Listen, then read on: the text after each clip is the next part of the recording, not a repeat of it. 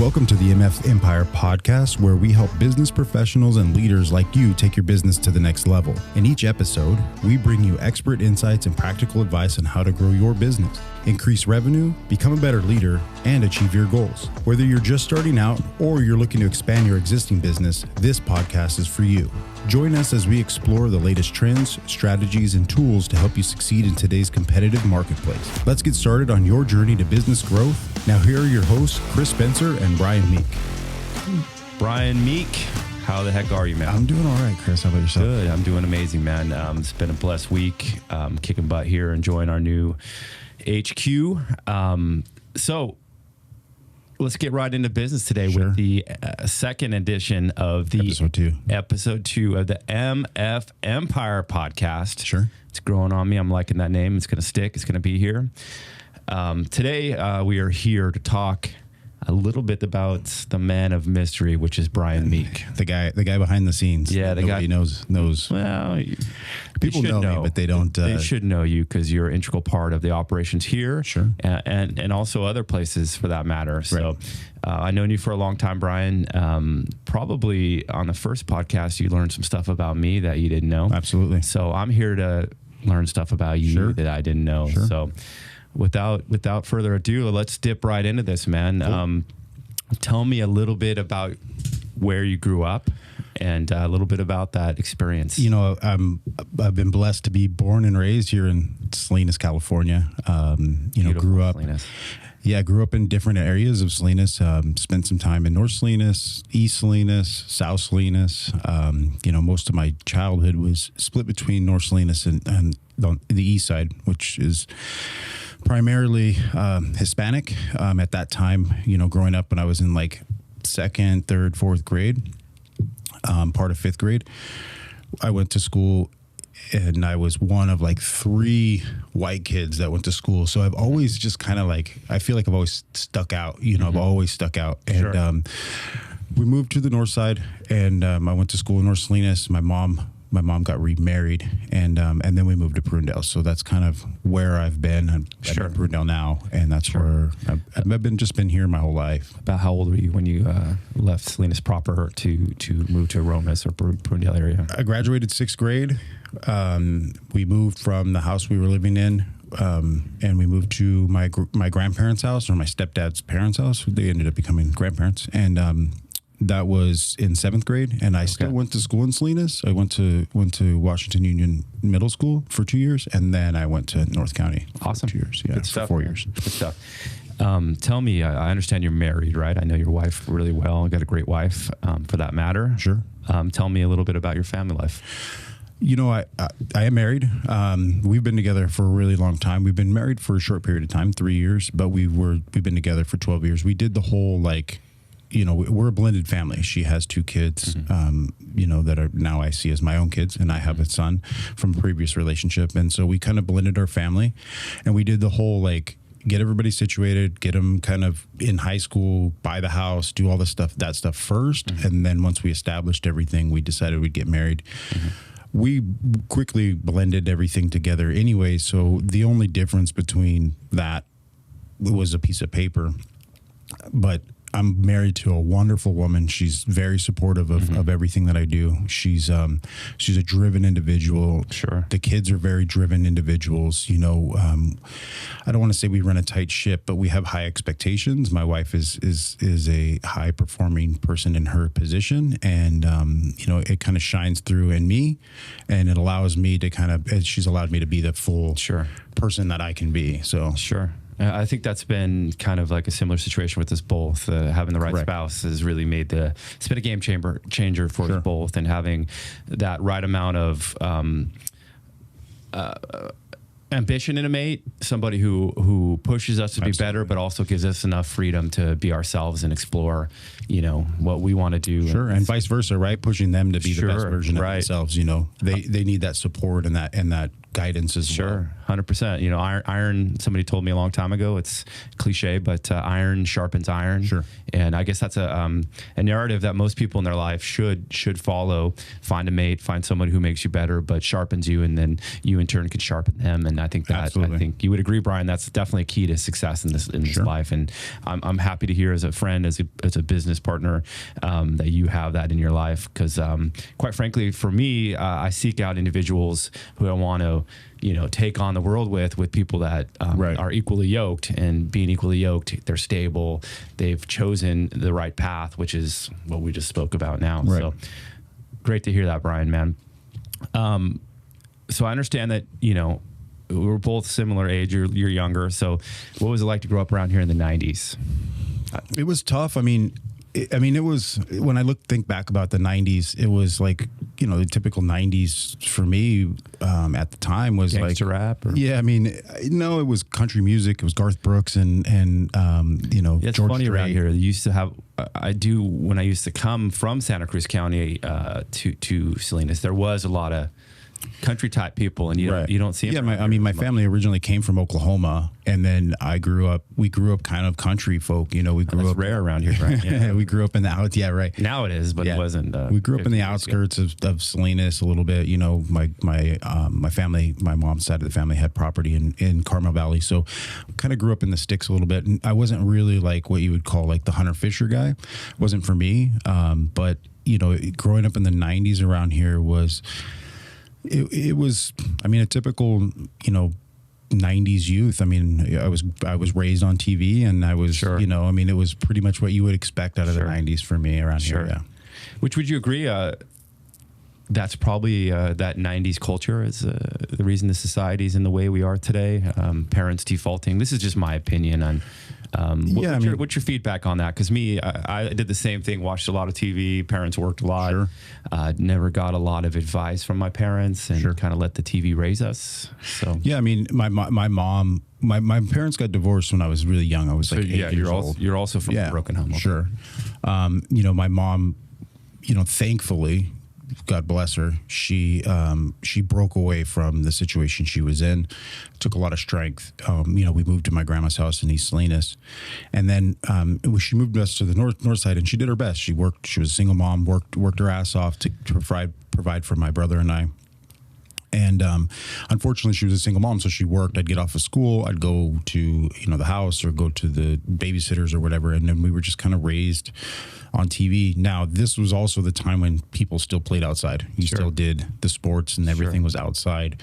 So, you know, most of the time we were outside, and if it was on the weekends, you know, you'd watch whatever was on TV in the morning, and then Right. you'd go out and I'd beat up my brother, and then we'd come back inside, and Sure. you know, so that was kind of growing up that way. I mean, looking back on it now, I mean, now we raise our kids kind of on a device. It's kind of Sure. just grown into It's actually society. probably worse than we were. Right. Kids, It's everywhere now, right? Like, Right. It's not just phones.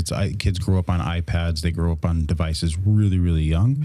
And so I think we were probably the first generation to fully be kind of immersed in that. TV was obviously before us, but in the 90s, there was so much cable TV. You had so much coming out that your parents, that was the default. Right. Leave me alone. Go watch TV. And you know, everybody falls into that. And I've fallen into that myself. But you know, I think, you know, there's some things, because your kids are definitely older than my kids, so I had them later in life, and you know, I've seen you raise your children, so you're ahead of me in the curve, and Sure. and so I try to incorporate a lot of stuff that doesn't come natural to me, like the sports, and I try to be engaged.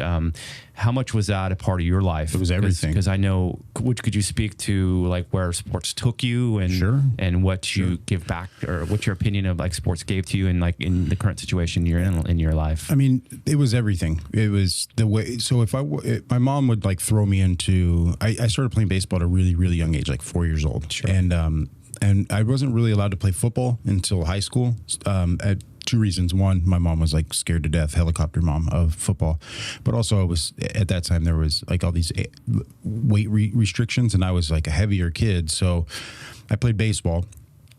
And I loved it. I fell in love with it. So that was fortunate. And I tried other sports, basketball and other things, but baseball was kind of always the default. So and, what was it about the sports? Was it the discipline, the competition?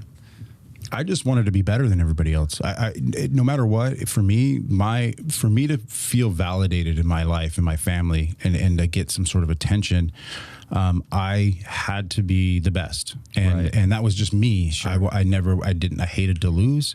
I grew up with a that's a critical question I want to ask you as well. Do you hate to lose? I hate to lose. I fucking hate it. You know this question.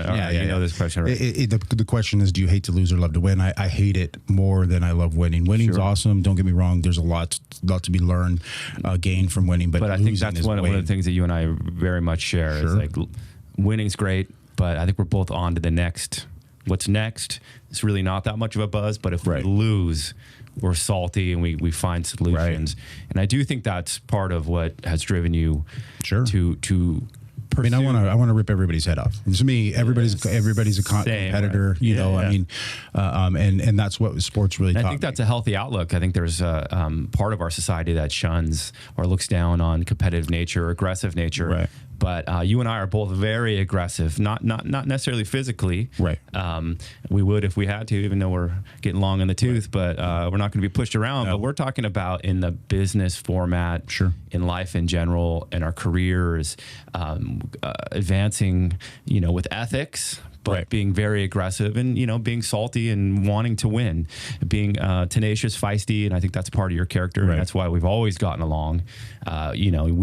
We've said this a million times. You said this a million times, but Brian was a competitor. He worked at a nutrition store when I was first starting off. And, there was always competitive between us, but there was never any, I never heard from professional, competitive. The worst thing I ever heard about Brian passing back is Kris, a business guy. He's going to do what he has to do. And he was not right.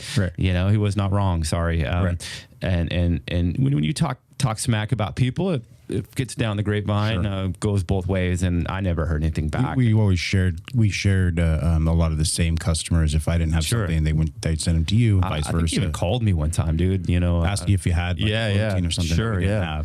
For sure. So that early bond, and it let me know who you were. A decade before we ever did any business together, and you'd be part of the MaxFit empire as well. The other thing sports taught me before we move on from this was that I think it's important, and I want to say that I'm not a sports guy, but my sons are deep into it. And the one thing that it taught me was that if you work at something, it's inevitable that you'll get better, even if you're the worst. Your goal, if you work hard, you put yourself around people that are better than you, and you try to elevate to their level of competition, you will get better. I was put in my sophomore year of high school, I was put on the varsity team, by choice and kind of halfway by choice.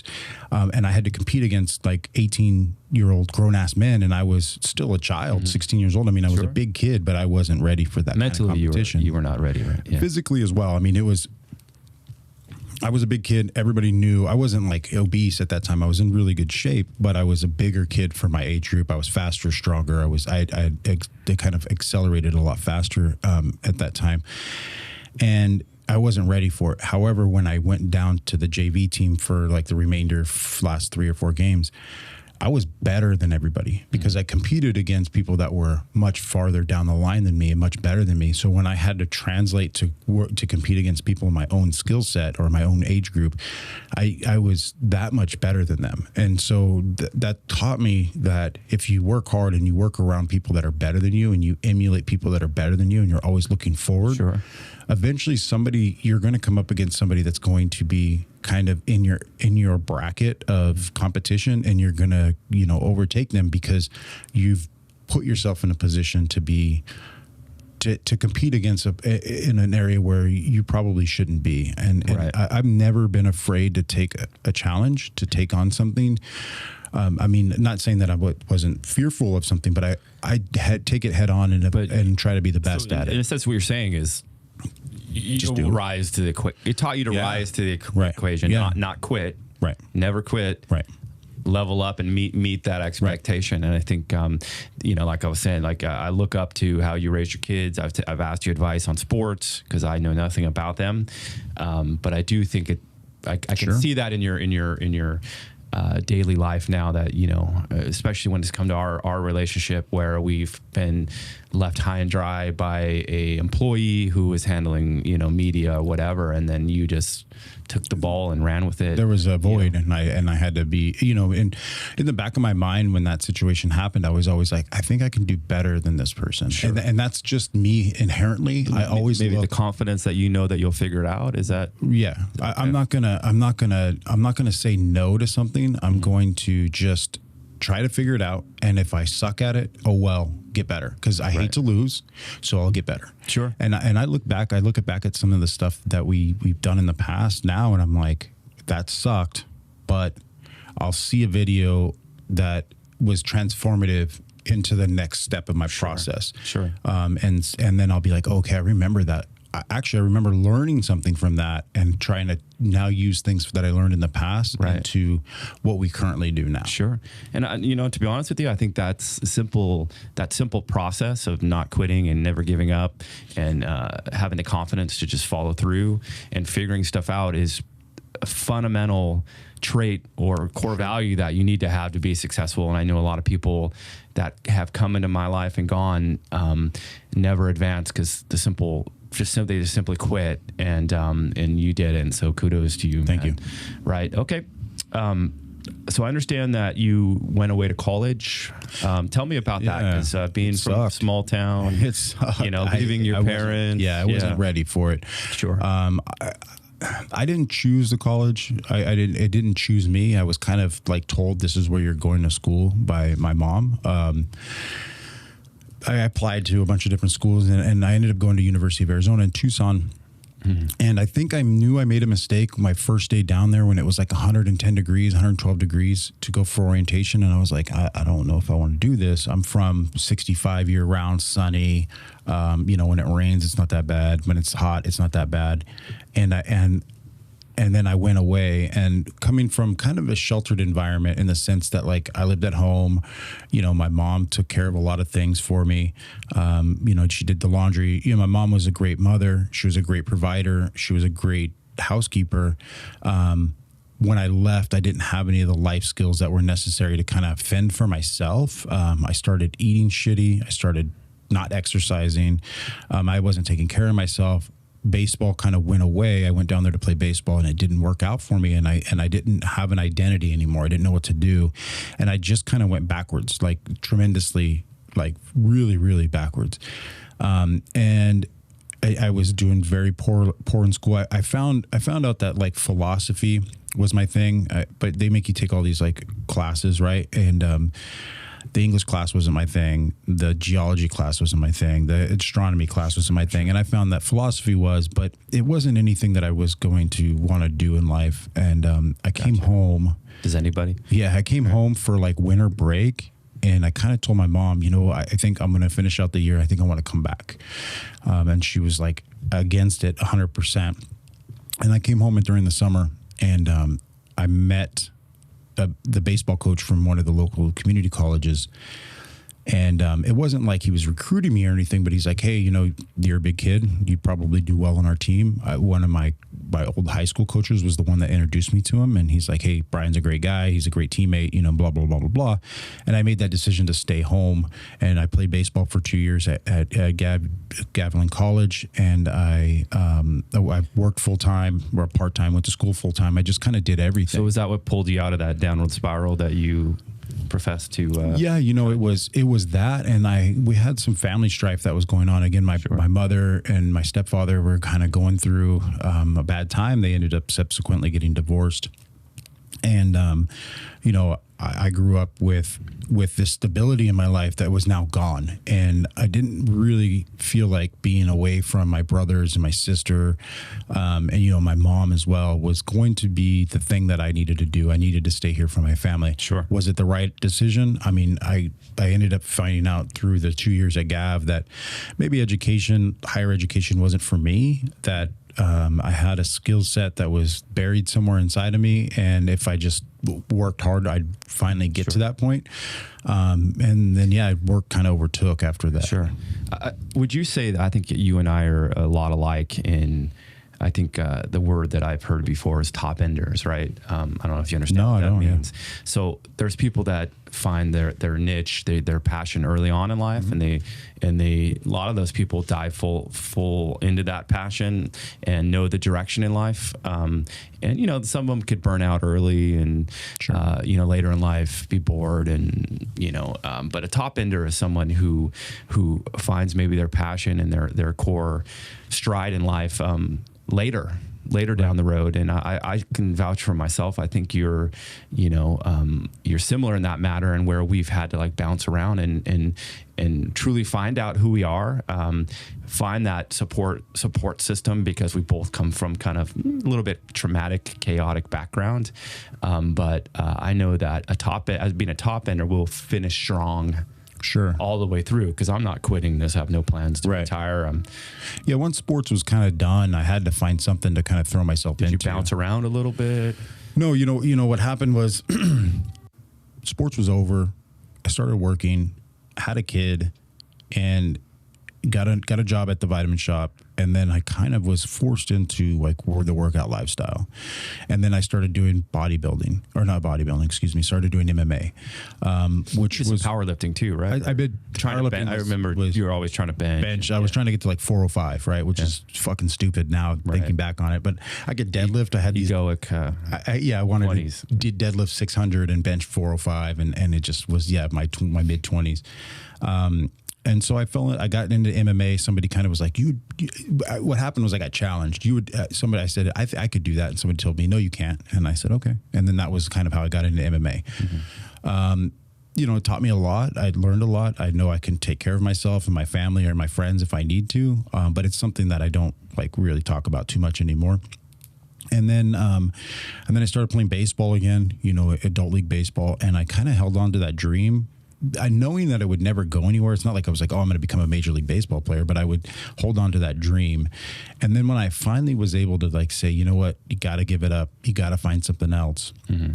I was able to default into like the business life and entrepreneurship and kind of creativity. And I haven't really looked back. I don't have the desire to kind of go back. I mean, weekend warrior stuff, playing basketball with my nephews or my kids or something, whatever, but not like I want to go back to that competitive sports nature. Okay.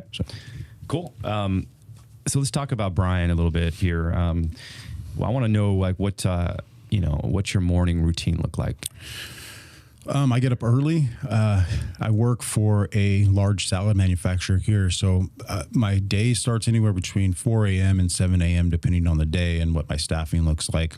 And really, it's just put your feet on the floor, put your shoes on, your boots on, your pants on, vice versa, pants, then boots, and get out the door and get to work and deal with chaos. Right. My real morning routine doesn't actually start until I get to work. And what I do is I download all of the things I need to know from my employees. Hey, who's here? Who's not here? What do I need to know? What's this going on? What's broken? What's not broken? Whatever. And then I kind of just get after it. There's no coffee. There's no workout. There's no nothing. So you don't have a set routine except for showing up. Yeah, get up and go. Go there. Don't call out sick. Don't make excuses. You go into work. Right. Is there one attribute that you think that you really hold on to and you value in yourself and believe that this attribute has helped you bring you to where you are today? I think more than anything else, it's been the ability or the attribute to like know that I can do anything if I just put enough work and effort into it. Sure. When you're young and when you're in today's age with young people, if you don't see results right away, your tendency is to give up because results don't happen overnight. Right. We don't gain weight overnight. We don't get ripped overnight. We don't become, producers or whatever overnight. What I learned is, and what I hold on to is, I'll figure it out. And that's kind of the attribute is like, kind of like, I guess now would be here, hold my beer. Like, I'm just going to go take care of this. Sure. And sometimes it's like the wrong thing to do. Sometimes you have to find somebody that's better than you at something, but I hate to lose. So that's kind of that's the backbone of it. No. So as a, in your business travels, right? So you're the owner and founder of Meek Marketing, which MaxFit you've provided a massive amount of content. You also do some other stuff for MaxFit, like MaxFit Empire. You do some HR stuff. You do a lot of higher end meetings, and you've definitely been a huge influence and like I would say a key player in the growth of where we are today. And I think we've both seen tremendous amount of growth in the last 4 years in terms of our our growth as humans and individuals and entrepreneurs. Can you tell me what are a few key things that you've learned along the way in Meek Marketing, but also working with us?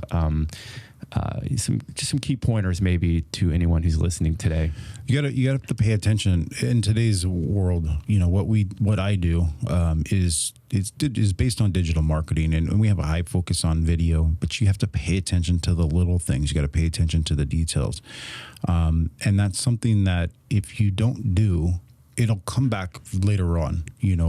With video, you have to be able to know what the light, how you're lighting a scene, what kind of settings you use on your camera. And these are all things that when I started, I didn't know. But as you kind of accelerate those details, they really do matter. You have to have that little checklist of like, did I press record? Do I have the microphone on? Sure. And I remember there's audio too. I mean, I remember early on you had reference like early stuff we did, and I remember spending a whole day shooting, and it was exhausting to me because I at that point was the focal point, and we didn't have any podcast. I was very podcast saying meaning we didn't have an opportunity to really grow our experience in front of the camera, and it was very exhausting. And then we'd do a whole day, and then the audio, there's a refrigerator behind us going off or something. So it's a lot of trial by fire, and errors that were made were quickly you use that experience to learn and grow, and it never happened again. So I commend you for that, and definitely a problem solver. I think you've brought that up on numerous occasions. You're here to solve problems. That's what I get paid for. That's what I get paid for from everybody, not just my clients with my Meek Marketing, but my the company I work for pretty much everybody that I've ever dealt with. I'm a problem solver by nature. I get paid to solve problems, and if you really want to succeed in life, and you want to be the best at something, the more problems you can solve, the bigger problems you can solve, the better, the more value you're going to provide to other people. Sure. Okay. Let's go back to problem solving, because I know that's something that as a founder and owner of a brand that has grown from a very small operation to a medium size, multi-million-dollar company, and has aspirations to be a national brand and have stores all over the country, and ship food all over the country. Problem solving is something I highly value. That's what brought us together. You had a problem. Well, you actually I pinpointed a problem that I knew I had, but didn't really have the wherewithal to even understand that these problems. So I think what your role here at the MaxFit Empire, at least, and I know you're also doing other stuff with Meek Marketing that's very similar for other clients. But I created this big block of business, and I think, correct me if I'm wrong, you were observing from the outside, and you saw the problems from your experience in the retail world, the leadership world, management skills that you had, and you came in and basically offered your services to shore up a few things that we were doing, and it eventually led to where we're it unraveled a lot of other blossomed problems. Other problems and other solutions in improving marketing, and some of the solutions just popped up like they do every day, right? So what makes you a good problem solver? Kind of expand upon that, and tell me how you came across this great, valuable asset that I believe that you have and experience personally. My grandfather was a problem solver, and he was more the analytical kind of. He would see something from the inside out and know exactly how it would operate and be able to kind of draw everything a bit more of an engineer's mind. He was also very creative. I kind of got a blend of both, more on the creative side than the engineering side. And what I would observe in kind of my professional career, working for the competitor, for 7 years, I was highly trained to be very effective in people management, in merchandising, in sales, and I had to take that information and disseminate it to other individuals, other employees. And when I realized that, like, you had a problem with the similar issues that I saw when I first came to that company, it just kind of, it's in me. I'm just a problem solver. And it actually becomes one of the most contentious things between me and my wife is she'll come to me with something and she's like, I just want you to, she won't tell me flat out. Like, I just want you to listen. Doesn't want the, I don't have I don't have that off switch. I have to solve the fucking problem. I'm like, yeah. So it serves both sides, right?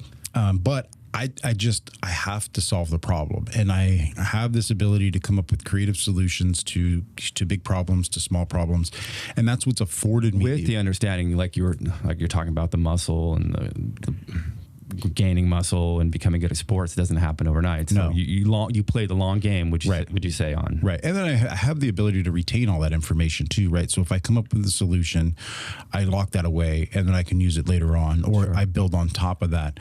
And so I've come up with kind of I wouldn't say it's proprietary, but I'm brought problems every day of my life from multiple people, multiple facets, different businesses, different, individuals in my life.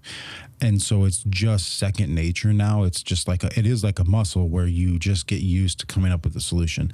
And not every solution is correct. And you make mistakes. Sure. I make mistakes, but like you said earlier, I make the mistake and then I make sure we don't go down that path again. We go the other way. Now, I know we've discussed this before we got back doing this podcast. The emphasis was going to be on helping people. Sure. Young entrepreneurs, old entrepreneurs, anybody who's looking to seek value from people like us who are in the weeds every day, solving problems, marketing, managing companies, all aspects of entrepreneurial endeavors. Can you tell me what you think is the most valuable asset that a person could gain who is an entrepreneur? And whether it's the people, whether it's a personal skill set, a trait, what do you believe will help people the most? I think the biggest thing is that you have to be able to figure out what your strengths and your weaknesses are, and then surround yourself with people that are strong in the things that you're weak. Amen. And one of my biggest downfalls, self-awareness. Yeah, you have to know what you're good at and what you're not good at. And one of my biggest things is one of my biggest issues right now is kind of going through this growth phase in my business is being able to delegate tasks to somebody else. As simple as like bookkeeping, right? Invoicing, because I'm in still kind of in, and you can relate to this. You're still so new that you haven't learned how to delegate things. Mm-hmm. Now, I know how to delegate things in other businesses, but when it comes to my business, I have a problem with that. However, I see a lot of it's allocation of resources, right? Correct. You want to bring someone on, or you want to buy a new camera. It's when there's not an abundant. I'm sure you're growing. I see that, and you're investing heavily in your equipment. So to bring on, a bookkeeper or somebody can actually slow progress in other departments. Yeah, because you have to now teach them the way that you did it, or you have to show them the way that you want it done. And the sad part about our society today, like majority of people I come across learn, they quit, they're all over the map. Right. They don't share the same core beliefs that we do. They're not loyal. Sure. They're jumping around. They're taking. Yeah, you can't trust them overall. Can't necessarily trust them. So them. It's actually going back on that. It's actually an extremely difficult time to be a business owner, entrepreneur, because just the current trends with. Unemployment, and all the stuff that we can get into at a later time. I mean, I've been absolutely blessed though to be involved in your business, because when I graduated high school, I asked my mom for a camera. That was kind of the first beginning of and I started shooting videos around the neighborhood or whatever. And that was like the beginning of it. But I set that aside and didn't come back to it until 20 years later, almost 15 years later. but I've been exposed and put into situations that I never would have been put into had I not been around this business. Sure. Not just, I mean, I've been in HR, but and done some payroll stuff, but ordering, intimate levels of people management, meaning like you're having these really deep conversations with individuals within the business, building something from the ground up, not being told this is what you're going to do, this is where you put it, this is how you do it, but actually creating that from scratch. Right. And then, really kind of being able to unearth my ability to do video and have this type of creative outlet that I wouldn't have had that without being a part of this business. I guess it was the perfect storm. Yeah, of course. There's I someone who never really anticipated being, how large we are now. Right. I had the desire, but it was kind of one of those things where, we'll figure out when we get there. Well, I also have self-awareness and I'm not the guy to do a lot of the things that you handle. And fortunately, I think we've been growing together, also finding out who we are at the same time and what our strengths are, right, in an entrepreneurial fashion, right? So it's been really a great experience for me as well. I know it's benefited you, but I want to acknowledge now that it's also benefited me as well. Yeah, there's a value exchange, right? Sure. And I think that's awesome and healthy. And I think anybody looking to, whether they're going to be an employee or a entrepreneur or a current entrepreneur, seek out people who shore up their weaknesses, or even a better way to state it is have passions that can really help you build your brand, and that passion is something that you don't have a passion for as an entrepreneur, the owner, and then plug them in and let them really dive into that. And and I can really vouch for the fact that having this relationship has been a key growth in the brand, and I know we both are really tripling down on it, and so that kind of leads me to what I believe the pivotal point or the pivot for us was one of our early conversations, and not our first conversation, but it was kind of one of the first conversations when we ran into each other again at the store after probably a decade or more. It was about like self-growth and like books we were reading. Sure. And I can't remember the book. It might have been Good to Great, but can you tell me just a handful of books that have really changed your life as an entrepreneur? And I do believe, though, like changing your life as an entrepreneur, because I know this from myself personally, has benefited my personal life as well. Right. I just wanted to state that. But yeah, give me a handful of books that have really been like transformable. So the first one that you turned me on to was Good to Great. And like you, I'm an audiobook guy. I don't mind reading, but I would rather read fiction and listen to nonfiction or self-help stuff. Sure. So Good to Great, I remember listening to it, and maybe I didn't fully grasp the concepts, but the first thing that really stuck out to me was first who, then what. Right. And at that time, I was working for a company where my employees were union employees. You don't have a choice of first who, then what. You just get what you get, and then you're kind of stuck with them at that point.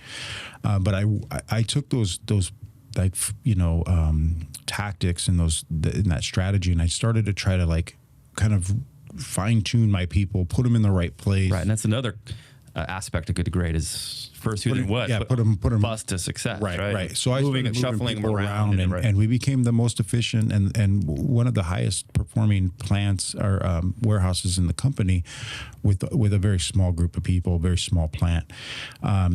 And then I got into Jab, Jab, Jab, Right Hook, I think, by Gary Vaynerchuk. And that was more really marketing kind of. Yeah, and then that's when I started to realize, like, hey, wait a minute. I think this is the direction I want to go into. It's value, value, value. If you're not familiar with the book, it's offer value, offer value, offer value, offer value, then ask for the sale or whatever it is that you're asking for. You have to be very careful with that tactic or that strategy, in that it's not a Trojan horse, that the value isn't the reason. You're not delivering that Trojan horse to get the sale. You're giving the value without the expectation. Right. And that takes a lot of finesse and a lot of realization. It becomes disingenuous if right. Every time you do something, you're asking for something in return. And that's and then I got into Grant Cardone, 10X, and just, and it really started to become like dream big, dream big, dream big. And I think that was like in 2016. So it was before you and I met. So I was on this kind of transition to a, better mindset, more of an entrepreneurial mindset. I knew I wanted to do something different.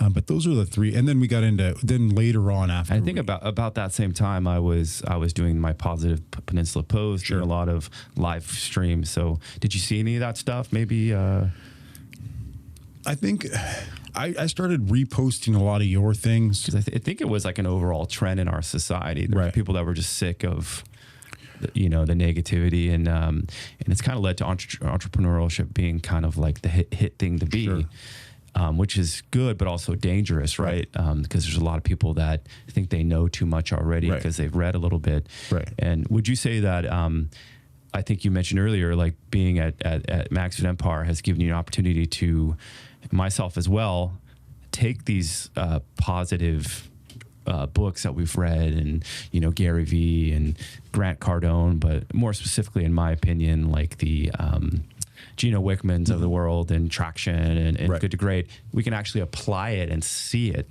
on a daily level, so it's not just theory. Yes, absolutely. Like it's not. Yeah, exactly. If you're just gonna, it's been a great people that go through like a transition of like just gaining information. If you're not gonna utilize that information to further whatever it is that you're looking to use that information for, and you just hold on to it, you're not actually growing. Sure. And we were kind of forced, with Traction in 2019, when Traction kind of came about from one of the former employees.